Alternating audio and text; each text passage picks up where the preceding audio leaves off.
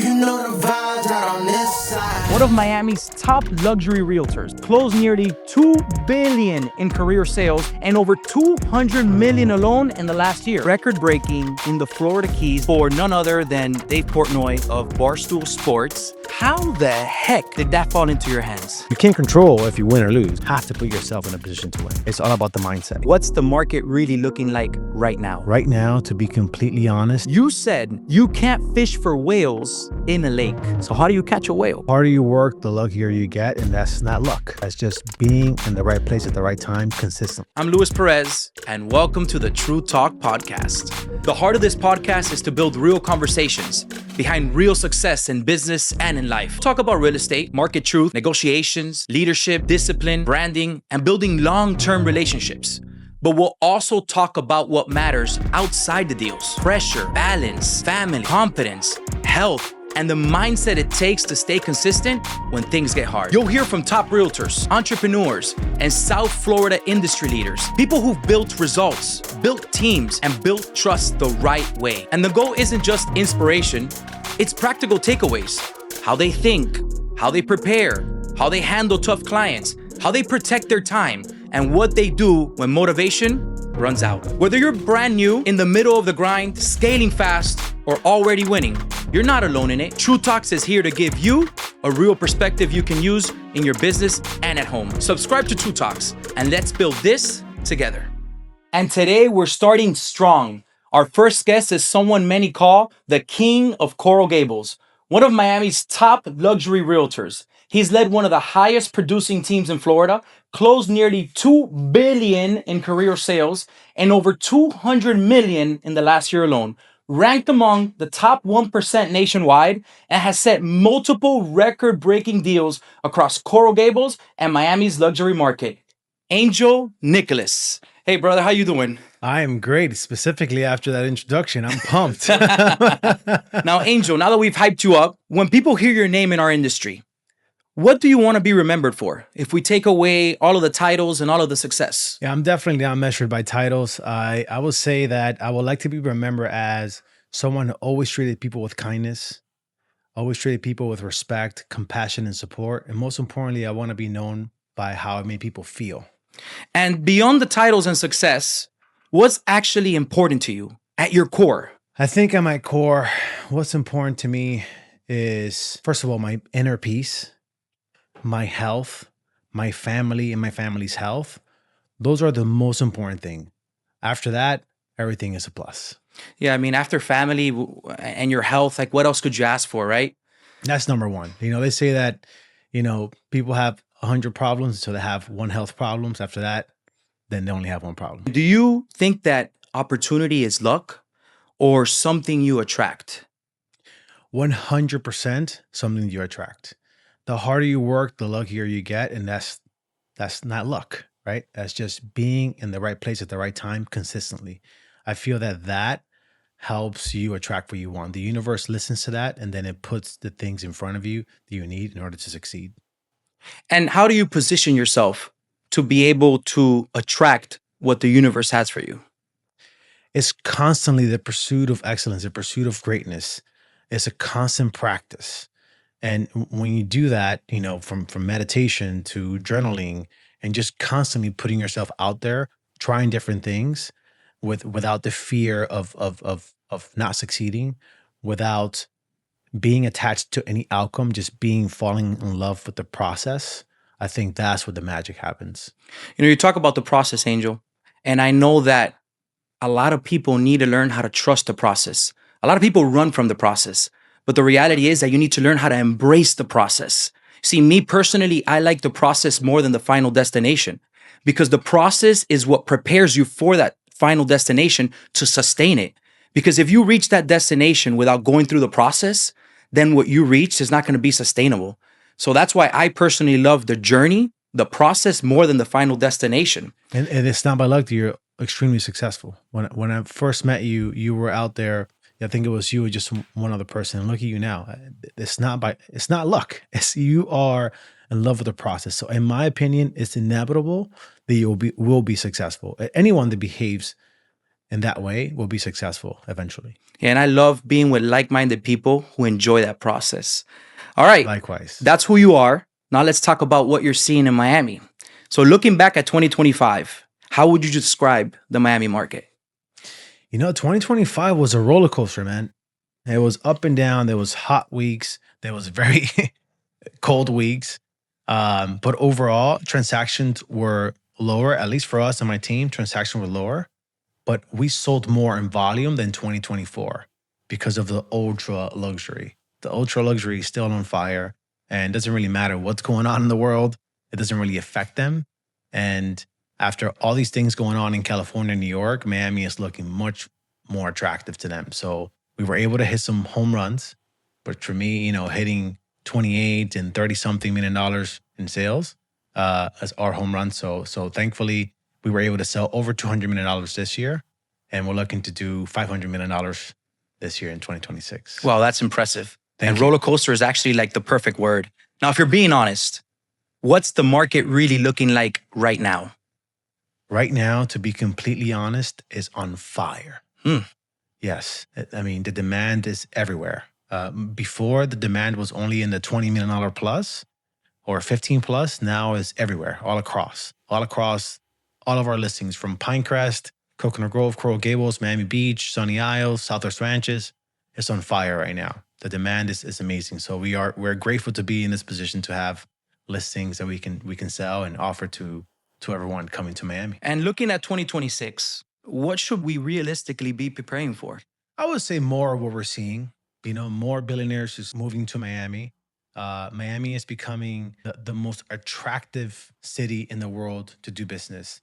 And the lifestyle here, man, it's just incredible. Right now, you can be in Miami Beach tanning, where people are freezing in New York, Chicago, and so on.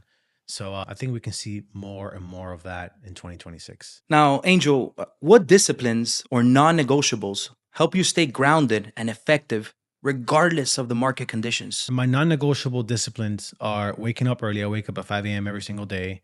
I work out. I have to move. It doesn't have to be intense, which most of the time it is, but I have to move. I have to meet with myself. I have a bunch of meetings throughout the day, but the most important meeting is meeting with myself in the morning.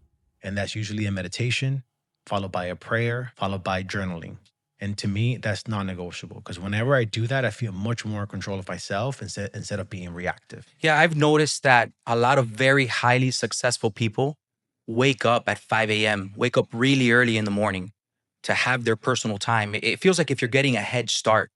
And I think that those head starts are important because as a business owner, regardless of market conditions, one of our biggest strengths needs to be our ability to adjust. Because the way that we did business before isn't going to work now. The way that houses were sold during COVID is not working the same right now.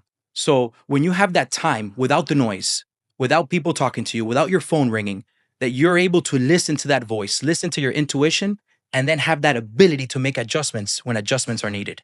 It's really important. 100%. I see a lot of people getting kind of hyped up and nervous, and that's because you're not doing these little things. They're not really calming themselves down. They're not meeting with themselves. So I think that's one of the most important things for me. And Angel, when you meet with yourself, because I find it really intriguing that you exercise, you do your meditation, but you journal.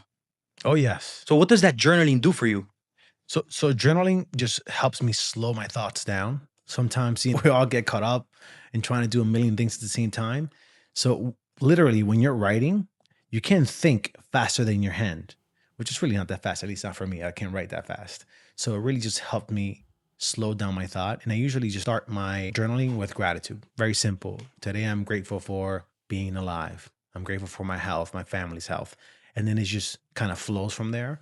And one of the things that I like to do a lot is actually journal from a place at the end of the year. So I journal as if it's December 31st, 26. And I am now journaling saying how grateful I am that I sold $500 million. I'm so grateful that I was able to lead my team to do X, Y, and Z. I'm so grateful that my daughter is doing X, Y, and Z now. So that gets my energy in a place where I'm already there. Now I just have to go through the process, but I'm already there. So what I'm hearing is gratitude. Well, number one. That's number one. Number one, because gratitude is what the antidote for anxiety. to not have to panic and not have to worry. 100%. But what I'm hearing is speaking into existence. You're putting yourself there before you already got there. So one of your biggest deals actually proves what you're talking about. Record-breaking $27.8 million deal in the Florida Keys, the largest deal in Florida Keys history for none other than Dave Portnoy of Barstool Sports. How the heck did that fall into your hands? That's a good question, man. Nothing falls into your hand by mistake or by luck. I wish I can tell you the details, but let's just say that it was introduced by a very important person. And it was great working with Dave Portnoy.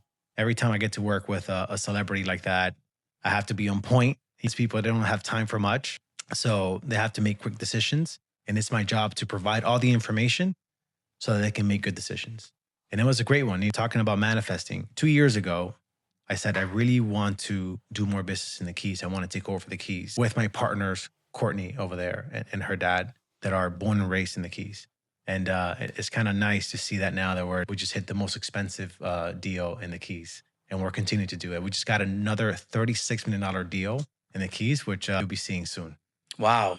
So it's crazy. You blew me away with this speaking into existence. You actually spoke that record-breaking deal into existence. Yes. And once you're already there, I already did this, I'm going to continue doing it. And now you're going even higher than that. That's so right. Congratulations on that. Thank you.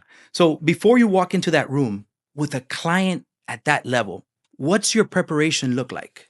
Preparation, it's just like when I play sports. It starts the night before. You're visualizing how these conversations are going to go.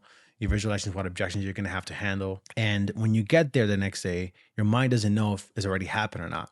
Literally doesn't know. It just thinks you already did it, if it's real or not. So by the time I'm there, I'm much more calm. And whatever's thrown at me, I'm prepared for. And I just keep it myself at all times and make these people feel comfortable. And that's what it's all about. My job is not necessarily to sell to them because billionaires are going to make their own decisions. But it's really about helping them make good decisions. And how do I do that? By asking the right questions for the right reasons at the right time to drop that defense wall so they can actually open up to me so that I can go do my job. And when you're dealing with a high-profile client or a celebrity, do you carry yourself differently than with a traditional buyer or seller? No, not really, man. I treat everyone the same. Whether you're a celebrity, billionaire or not, I'm going to treat you the same. The biggest difference is the time. Sometimes you don't even get to talk to them. You're talking to their assistant and so on. But I'm always prepared. I'm always going to treat people the same. And I think that celebrities overall, I may be wrong, I think they appreciate that about me, that I treat them the same. I treat them like they're human beings, man. They're not. I treat them the same, and I think they appreciate that. I think that's important, right? To treat everyone the same. And I think that when opportunity arises, it's too late to prepare. Correct. And you come from sports, like how you practice is how you play. So if you're consistently every day practicing as if you're going to be meeting with the Dave Portnoys or celebrities of the world, when that moment comes, it just becomes natural. It's secondhand. It's just natural the way that it comes out. So with that level of execution, Agreed. Let's talk about mindset. What separates agents who survive from those who disappear?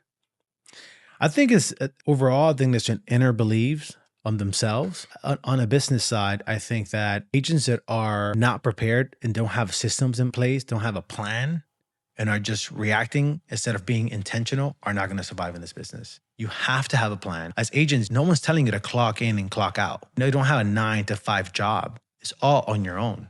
You have to create your own schedule. You can stay at home strolling or watching TV, or you can be out there prospect. That doesn't mean that the prospecting, for sure you're going to get business, but it's going to increase your chances of getting business. So it's up to you. You have to have a plan and you have to have systems in place. Yeah, it's like fishing. Sometimes I love to do fishing. And when you're fishing, you always have to check your bait every 10 to 15 minutes because you can't catch them if there's no bait on the line. Now, let's say I'm a brand new agent.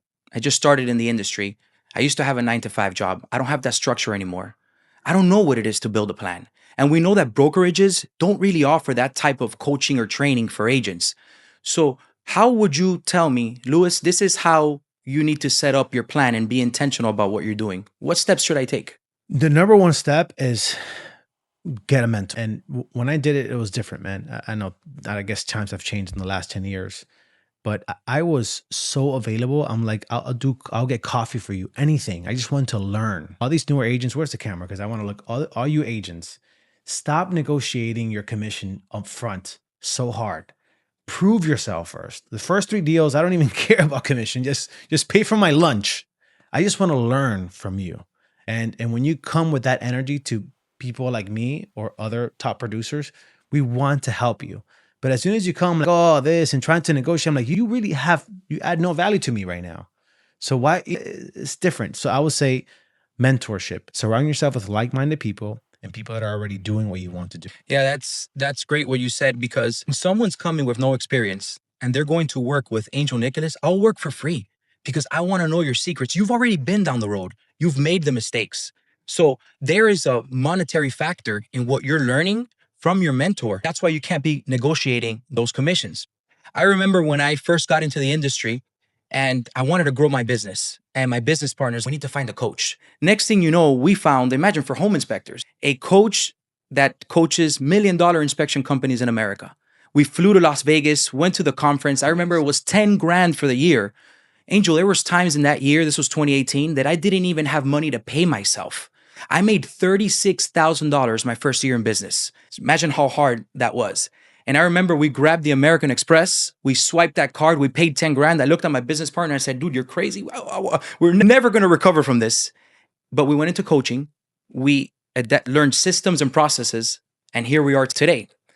So what is the one thing about coaching that you would say that helps you be better, other than just receiving systems and instructions on what to do?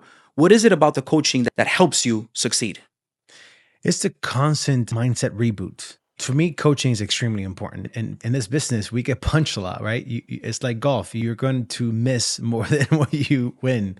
So having that coach constantly there, just rebooting your mindset so that you can continue to do what you do on a daily basis, that's the most important thing about coaching. I'm also huge into coaching. I have a coach for myself. I have a coach for the team.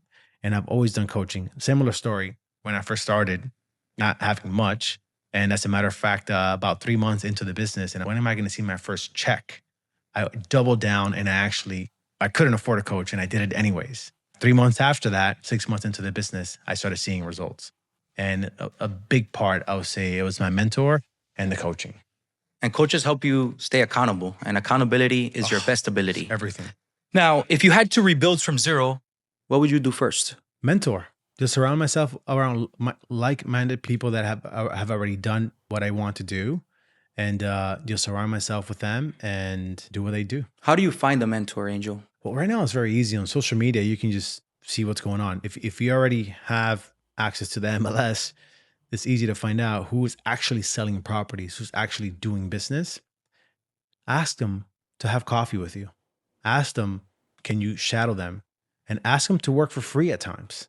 That works. And let me tell you, that's happened to me in my business, where some young people that are still within my team, they came at me with that energy and now they're making real money. And those kind of people, I want to help them. What agents should stop doing immediately is saying yes to everything. Our time is precious. And my biggest lesson in this industry has been to say no. Saying no has made me so much money, because when you say yes to everything, you're saying no to the most important things in your life. Yeah, we can talk about personal stuff, but I'm talking about within the business. It's extremely important for you to be an advisor. When you're advising, you're saying yes to everything. That's not advising. That's just being a yes man.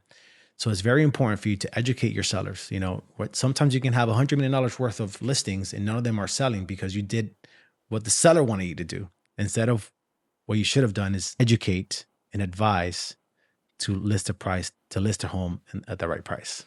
And you talked about saying no, and it's hard to say no. It's easier to say yes than to say no. Now, you could be a lead in business and you could still lose at home. Let's talk about what keeps you grounded. You said family is everything. What does being intentional with family time actually look like on your calendar? I learned that not too long ago, and you actually have to schedule it. Just like we scheduled this meeting today, I actually have to schedule it with flexibility, right? Because things happen, but you have to be extremely intentional about having time with your family, because if not, something else will come up. Nowadays, we have an iPhone. We can work from an iPhone 24/7. So if you don't shut it down and actually schedule time with your family, it's just not going to happen. Angel, it's funny that you say that because my first coaching session with my coach, the first thing he did was, everyone pull out your phones. Who's married here? You raise our hands. Everyone pull out your phones. He said, I want you to right now go and schedule date night once every 2 That's weeks amazing. with your wife. Because you could win in business and fail in your marriage, and you're considered a failure. Yep. Because that's the purpose and the reason why we're here. So I love that. it's great that you said that about putting that time with your family on your calendar. And I'm guilty. I'm still not doing it. So my wife is probably watching saying, practice what you preach, Louis. You better schedule that. So now this is a sign I need to do it. And look, with that being said, it's easy to be around your family, be at home, and I'm with my kids and I'm with my wife. But how do you stay present? Because you said it, having your phone on you, people calling you, messaging you, looking at emails. I'm someone that's always, there's doom scrollers on Instagram. I am a doom scroller on my email. Yes. So how do you stay there and be present when you're at home with your family? So easier said than done, right? But it's all practice. You may start right now and not do so well. And next week, you're getting better and better. And a year from now, you're going to be much better at that. So I think that's what it is practice. But for me, again, being super intentional. Whenever I'm meeting with you, and one of the things that I'm doing is I leave my phone somewhere else. Because if it's here, I'm replying. And look, did I perhaps throughout the years lost one deal because I didn't reply within 5 seconds, how I usually do? Yes, maybe. But did I really enjoy my daughter being 8, 9? Yes, you have to make a decision what's more important to you at that time. And for me, I'm in a place where I run sprints all day, where I'm like, and what I mean by that is like, I'm sprinting here, but when I'm with my family, I'm also sprinting with joy. I'm there, I'm focused, I'm with them.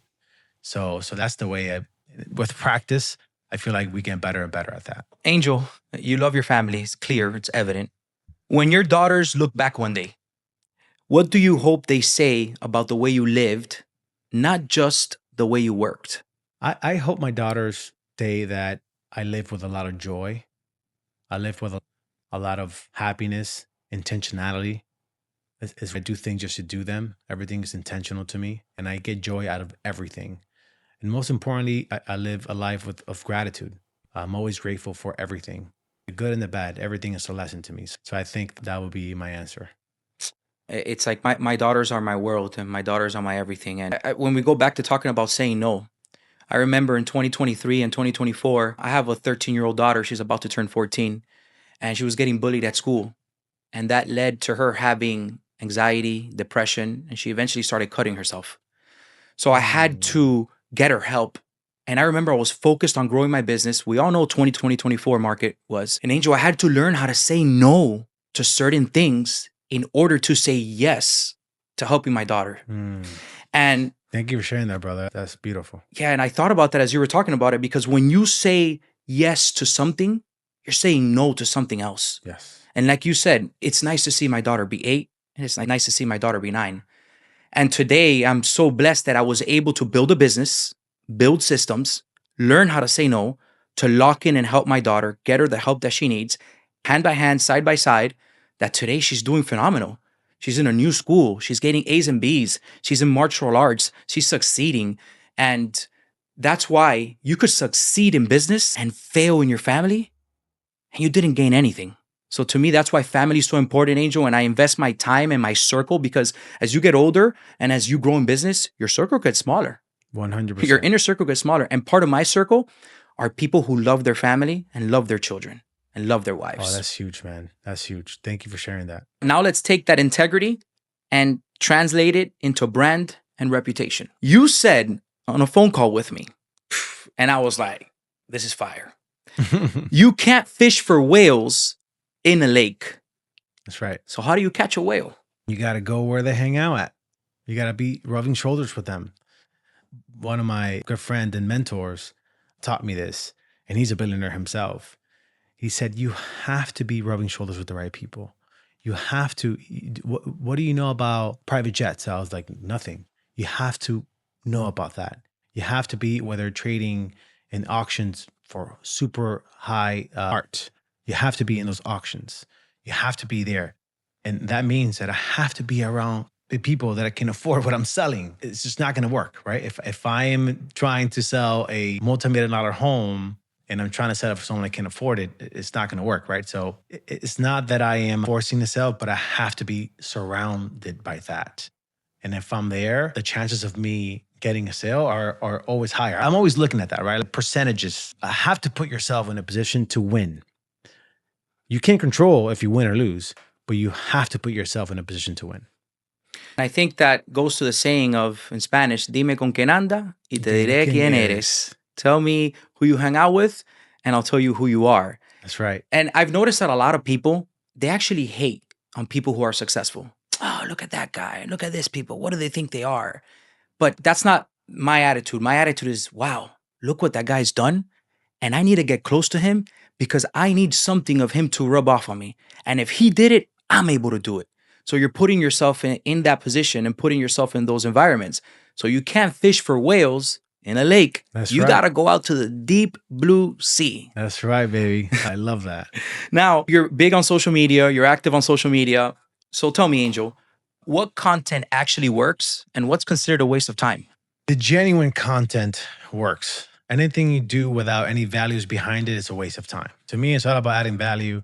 And I use that 80-20 percentage where 80% of the time I'm just trying to add value and then maybe to add 20% I'm selling something. And Angel, do you actually use social media for prospecting, or do you use it to prospect agents for your team to recruit, or both? And if so, how does the strategy change? Yeah, I am not recruiting agents. I do get a lot of DMs, agents that want to join the team. And I'm I don't super blame 'em. grateful for that. And here and there, we do say yes to some of them. But yes, we do prospect in social media. We prospect everywhere where you can catch some whales. We're prospecting, right? Social media, all across YouTube, LinkedIn, and so on. Obviously, cold calling, we still do it. But for the most part, myself, I'm mostly my sphere of influence that I'm prospecting right now. So you recently had a big move. You moved your team to Serhant. Why did you make the move? And what does it do for your brand? It's such a good question. We talked about it, right? Surrounding yourself with the right people, with that right energy, like-minded people. And Ryan Serhant is that guy. He is the guy that when you're around him, you just want to do better. This guy, he's in a different level, man. He texted me this morning and he was at an event last night and he's just nonstop. And I like being around that energy. When I made the decision to move, I was actually with my wife and I was like, you know what? This kind of scares me. And as soon as I said it, I was like, I have to do it because it scares me. And I usually go towards the obstacle. I usually go towards what scares me the most. And listen, it's the most followed real estate brokerage in the world. So I'm learning more about social media, how it works, and just being around hungry agents, man. Everyone in this company is hungry and they're killers, sharks, wanting to grow. So it's been great. What this shows me is Stepping out of your comfort zone all the time. it's so easy to be in your comfort zone. Moving my team to Serhant, that seems like a lot. I got to explain it to people. I got to talk to my team. It seems like so much. It seems difficult. But I love how you chose the difficult path instead of the easy path. Because whenever God wants to move you, he is going to make you uncomfortable in your comfort zone because there's always something better there for you. Comfort is the enemy of success. As soon as you get too comfortable, that's when success starts to drop. And it's like, oh man, you want me to be uncomfortable all the time? Well, I want you to be comfortable with being uncomfortable. And that's when you're not uncomfortable anymore. You're just constantly putting yourself in positions to be uncomfortable, and you're got to be comfortable with that. One of the things that I do, and it sets my day, every day I wake up at 5 a.m. It's not comfortable, but I do it because that's going to lead me into something else. Doing the cold plunge, one thing I forgot to mention, those 3 minutes in that cold plunge, man, you're constantly fighting that, I want to get out of here. And that kind of sets me up for success throughout the day too. You know, that workout, you don't want to do that extra rep. All of these things kind of build up to forcing yourself to do the things you're not comfortable doing. And that's when you start winning at a different level, man, when you're doing things that no one else wants to do. And you're like, oh, how come he just does it with such grace? You've been training for that. You've been putting yourself in positions to be uncomfortable to the point that you're not scared to be uncomfortable anymore. You're just doing it. And you're not even thinking about the outcome. You're just doing it. I think that's what separates the people who are successful from the people who are not. those who are being uncomfortable. Because I could imagine that getting on the phone and calling in order to prospect is uncomfortable. The scariest thing I've ever done. Really? You're calling. Tell me Well, why. think about it. What does your parents teach you from since you were a little kid? Don't talk to strangers. Don't ask personal questions, right? So that's engraved in your DNA. And here you are now cold calling strangers and asking them personal questions about their home. That's scary. Once I figured out, oh, this is a cold calling game, I got to be the best at this. And I started training. Was it uncomfortable at the beginning? 100% it was. I used to sweat. My armpits sweat. It was crazy. Where practice, you throw yourself in the fire and you do it and you adjust and you get better and get to the place where you're like, oh, I can do this. And one thing that changed my mind when it comes to prospecting, I went to the seminar and the speaker talked about, what do you guys think about salespeople? And everyone was like, sleazy, liars, this, car salesperson, fast talker. It was all negative things. And he said, well, you're talking about yourself, right? Because you're all salespeople. And I was like, oh man, that's true. Imagine you're making phone calls with this subconscious thought of you are a bad person technically, right? So as soon as I switched that mindset and I'm calling you to add value to you, I'm literally trying to help you. So if you're saying no to me, you're not saying no to me. You don't even know me. You're saying no to my proposition. So I don't have to be attached to that no. And by the way, I genuinely think that it's your loss. If you say no to me when I'm like eagerly trying to help you, it's your loss. I'm on to the next. And I'm not attached to that no, that rejection, because I'm trying to add value to you. So when you go with that energy, when you come from that perspective, who cares about the no, right? You're just trying to add value. Then you're just free to go out there and prospect without any fear. I think a lot of people are scared to cold call or don't want to do it. And I know a lot of agents that don't do it and say, no matter what, I don't do it because of fear of rejection. 100%. And rejection makes you better. But I love the way that you put it. You said, I am not coming here asking you for a favor. I am bringing you value. Yes. I'm trying to help you. And if you don't want my help, that's on you. Yes. Somebody's going to want my help. And I'm going to help somebody else. I'm constantly planting seeds to see if you can use my services. If you can, that's fine. But that's what I'm doing. I'm not trying to sell you anything that you don't want to buy. It's that simple. So I'm constantly planting seeds. Need my services? No, okay, that's fine. Need my services? Great. How can I help you? Let's talk about how can I help you. And that's what I do all day. Obviously, in a very professional way, but that you have to be doing that constantly. And in this business, it doesn't matter what kind of success you have, you constantly have to be prospecting. Do you still cold call today? And if so, how often do you do it? For the most part, I train my team how to cold call now.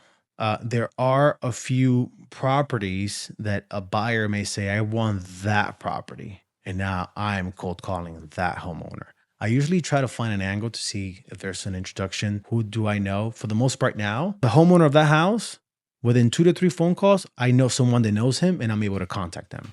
But the answer is yes, just a lot less. But my team is constantly right now cold calling. Of course. And that's the beauty about building a team and building systems, that you're here doing a podcast and your team is cold calling, generating revenue and opening up opportunities. Definitely. Systems and processes. So in business and in sales, you will get rejected. That's without a doubt.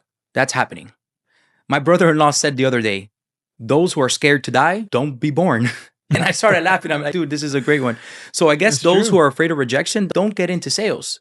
So how is it that you deal with rejection or failure or making mistakes in order to get back up and do it again? The way I deal with rejections and losses, it's all about the mindset. Understanding, first of all, that you're going to go in there and you are going to strike out. If you don't want to strike out, don't play. Like using baseball analogies, the greatest of all time strikes out a lot. It is what it is. So first of all, you have to understand that you are going to be rejected. You are going to get punched in the face a few times, and you have to be okay with that. Going back to basics. I like to use the baseball analogy because when you're a little kid, you start hitting off the tee, right? You ever played T-ball, yeah. right? And then now as professionals, right? Guys that are getting paid $70 million a year, they still go back and hit off that tee to warm up. So I will say to people, find whatever that is in your world. What is your tee? What is your tee ball that you have to go back to At that moment, when you're feeling rejected, go back to basics and don't be attached to the outcome and go back to your process. And that is how I stay sane with all these rejections. And as I go back to my process, because I know that the more I strike out, the more my percentages are going to go up for that win. So I just stay in my process. I stay in my process. Listen, here and there's a few losses that really hurt because you put a lot of energy into that and a lot of time. And how I get over that, it's just constantly going on to the next one, right? Just staying active and going back to my process. Because if you get stuck on that, man, this didn't work out for me, you're going to attract more and more of that. And I don't know where you're in this hole, you're looking up, how the heck did I get here? Because you're attracting more and more of that. So it's very simple, easy to understand.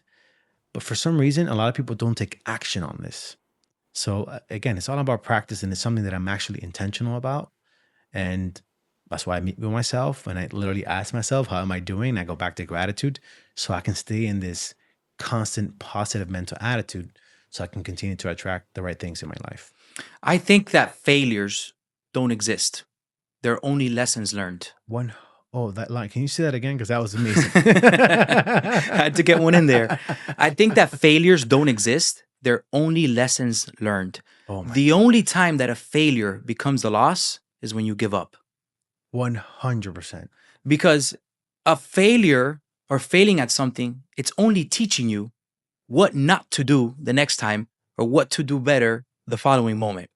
And I love failing. I love making mistakes. So I'm the type of guy that I'll grab a book. I have to build a furniture. I don't look at the manual. I just love diving in there, building it the wrong way and saying, oh my goodness, now I have to tear it down and rebuild it again. But I love to learn. And sometimes it's good to learn the hard way. For me, man, no disrespect to those that, are super educated and went to Ivy schools and stuff like that. I don't come from that world. I come from the hard knocks of learning that way. And to me, it's the best way. And that's why my fear of failure is very low, because I want it. I know there's a lesson in there. No matter what it is, there's a lesson in there. And if you pay attention, it's always right in front of your face. We're going to get into some rapid fire. All right. Some quick hitters, short answers. Let's get some good clips and segments here. All right? Let's go. So, what's your superpower in real estate in 10 seconds? My superpower is being able to drop that wall so people can actually talk to me without fear of this guy's trying to take my money. Nice. Finish the sentence. Success is inevitable when you fall in love with the process. Fall in love with the process. One habit that made you money. Having a mental positive attitude. Mental positive attitude. One habit that cost you money. Being negative. Negative. There you go. The two. Starbucks or cafecito? Cafecito. Cafecito all day. Man. Come on. Yes. The smell is just different. Cafecito all day. And last one. Most underrated neighborhood in Miami. I would say Silver Bluff. People overlook it. And this little pocket is golden, man. It's in the middle of Coconut Grove, Coral Gables, and Brickell. And I think a lot of people don't pay attention to it. Silver Bluff. Angel, this has been powerful. Where can people connect with you? I am very active on social media, Instagram, Angel_Nicolas, YouTube, Angel Nicolas. Those are the main ones. They can also email me at angel@thenicolasgroup.com. And my team and I are always available to help people build success. Last question. What's the best advice you've ever heard or gotten? Be yourself. Be yourself at all times. At all times. No matter where you're at, show up as yourself. Don't let anyone change you. Yeah, I think the best advice I've ever gotten has been, you don't have to be great. You just have to be consistent. And I got that from Tom Brady. I love that. Every day, just one drop in the bucket at a time. You don't have to be great. You have to be consistent.